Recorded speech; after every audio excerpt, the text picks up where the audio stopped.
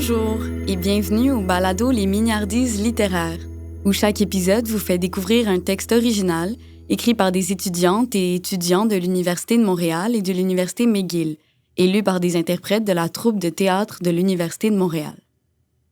Je m'appelle Élise Donner, j'étudie au baccalauréat en psychologie à l'Université de Montréal, et dans cet épisode, nous recevons Mathis Trudel et Nicole Moga, qui nous feront découvrir une création originale de David Mongrain, étudiant à la maîtrise en littérature de langue française, option recherche-création, à l'Université de Montréal. Bonjour Mathis. Salut Élise. Est-ce que tu peux nous parler de ce que tu as découvert en travaillant sur le texte? Dans cette œuvre, j'ai remarqué que l'auteur maîtrise vraiment la langue et s'amuse beaucoup avec elle. Par exemple, vous remarquez que le texte est rempli de jeux de mots. Ces jeux de mots-là, combinés à deux personnages complexes, profonds et attachants, ça permet de créer un récit riche que Nicole et moi avons la chance de vous présenter aujourd'hui. Merci Mathis. Sans plus attendre, voici Dramaticule à l'odeur charogne ou déboire d'une vie conjugale de David Mongrain. Bonne écoute. Sur scène, c'est une maison en verre avec dedans une popule boudeuse. Bouder l'horreur qu'elle soit qu'une pièce leur maison. La table à manger occupe tout le salon. La salle de bain est dans un coin sans mur et sans intimité. Sur scène, c'est un carré sans vôtre sous son toit de verre. Le ciel est toujours à vue. On dort à la laie d'étoiles. Et à midi, c'est une serre à se haïr. Le couple qui vit ici bouillonne. Le soleil pendu au cintre traverse la charpente transparente. L'aube chauffe la place jusqu'à la nuit. Et le souper qui cuit à même la table. Deux cochonnets éclos comme des fleurs dans chacun leur assiette, ouverts d'un coup de couteau en festin de gosier. Rosette, l'au bout de la table, décochonne son souper à grandes poignées, se bourre sa bouche de ses poings à ras-bord de viande déchirée, cochonne son linge. Son parfum, les petites fleurs, se carnent et se massacrent. Ça pue maintenant la panse de porc. Sa toge, la rouge, ce rouge sang encore plus. L'écarlate lui monte comme une colère jusqu'aux commissures de ses lèvres. Rosette, pour ne pas imploser, se cimente son visage comme en une mime d'allure catatonnée. Mais son regard garde des connotations d'envie de tuer. Colère rivée sur Bébé roi, l'autre bout de la table, c'est un combat entre quatre yeux en deux contre deux.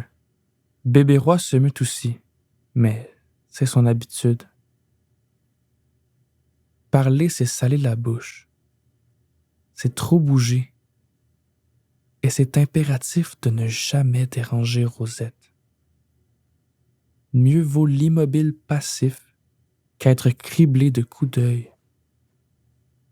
Le cochon, c'est bon, mais qu'avec les yeux, mastiquer fait un vacarme. Quelle imprudence ce serait de se risquer vers le festin. La langue coule d'appétit, mais la garder derrière ses dents. Voilà, c'est comme ça, et ça a toujours été comme ça. Se nourrir en statue, avec les yeux seulement, ne s'emplir que d'envie. Les ustensiles sont comme des ornements devant bébé roi. Ils ne servent qu'à s'imaginer leur usage. Fantasmer, déchiqueter le porc et se faire sa couenne. Rosette regarde toujours devant. Même si son compagnon de table n'a rien dit, rien fait d'autre qu'être de marbre comme toujours. Mais sans jamais s'expliquer, ça hurle en silence que ça urge. Tais ton silence, s'il te plaît, c'est un ordre. Ça l'agresse que tu sois en couleur, que t'occupes trop ma vision. Bébé roi devrait s'enlever ses vêtements, se monochromer plus sage pour que son regard à Rosette se vide de cette rage du détail en trop. Oui. Dénude-toi sans même un frottement. Fais-toi immobile comme une poupée de porcelaine nue et figée, comme en photo. Tu es toi, et ça me purge. Midi et ses chaleurs devraient s'imposer demain, si le monde tourne toujours dans le même sens. Et le soleil, cette torche au-dessus de la serre, passera avec ses rayons incandescents, sublimera les tissus en fumée sur l'immobilisé. Ça cendrera sa peau à Bébérois, pour qu'elle se noire néant, disparition dans les abîmes d'être l'immolé à table. Plus rien ne se passera. La paix finalement. Mais en attendant encore le soleil à son apex, en attendant encore, Rosette se bourre encore. Et l'autre en avant ne mange toujours pas. Quelle impolitesse provocante! C'est que la viande ne plaît pas ou l'odeur carnée est trop forte pour sa fine bouche? C'est vomir qu'il veut? Marde au cuistot qu'il doit se dire. Quelle arrogance de Bébérois qu'une petite sainteté minable. Il attend un régicide pour lui faire bonne leçon? Ça sera sa faute si Rosette fait passer la chicane des yeux, au poing, aux armes à feu. Comme hier, Rosette, toujours l'esclave des petits chichis royaux, second rôle qui fait le manger, chasse les cochons, lave les couverts, vide à la chaudière le coin à crotte. Certainement que devant un chouin-chouin à la Bébérois, c'est facile l'impatience. Le vivre à deux demande la commodité. Il faut faire avec les désirs papaux d'un autre et rien dire. Mais bientôt, s'exploser en colère d'un froncement de sourcils, déclarer la guerre d'un pincement de bouche.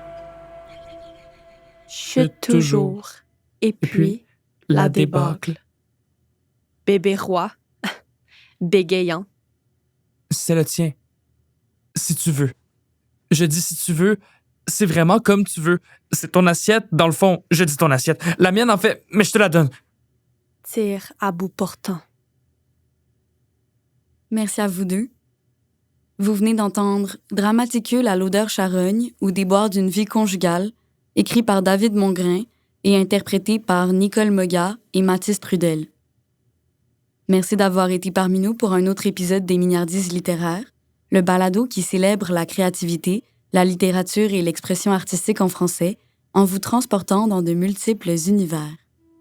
Pour d'autres épisodes, suivez-nous sur le compte Instagram @mignardise_littéraire, les 2 mots au pluriel, ou encore sur Spotify, Balado et YouTube.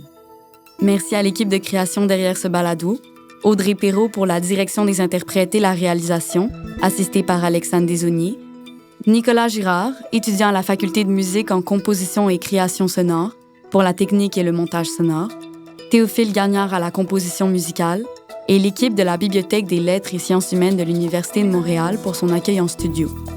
Production du DM français, ce balado a été réalisé en collaboration avec l'Université McGill, le département des littératures de langue française et les services à la vie étudiante de l'Université de Montréal.